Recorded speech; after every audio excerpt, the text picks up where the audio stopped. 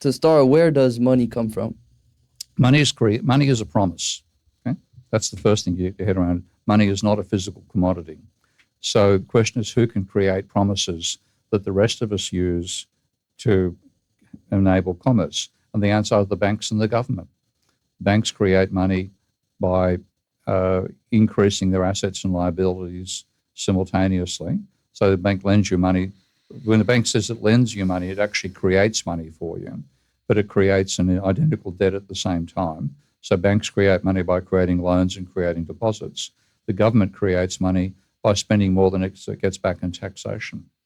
What do you mean by creating deposits?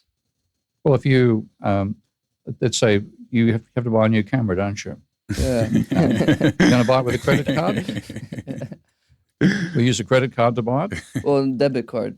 A debit card. Yeah. Well, that's a transfer between your account and somebody else's account. But if you wanted to go and buy, buy something monstrous like a, £4,500 computer and you didn't have it, you swipe your credit card at the shop. Let's say you go to Curry's and buy a top-of-the-line camera. You swipe your credit card. That puts £5,000 in Curry's account, and it puts £5,000 in debt that you now owe as additional credit card debt. So by the act of swiping your credit card, you've created money for Curry's and created debt for yourself. They're both made at the same time. So that's how banks create money. They create debt and they create money at the same time. If you get a mortgage, buy a house, then when you access that mortgage, you've agreed the bank to put £1 million against you as debt you owe the bank you've got to service.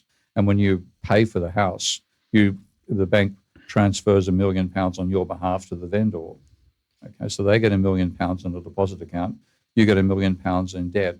Creation of debt and creation of money go hand in hand. So in that camera example, is £5,000 created or is £10,000 created?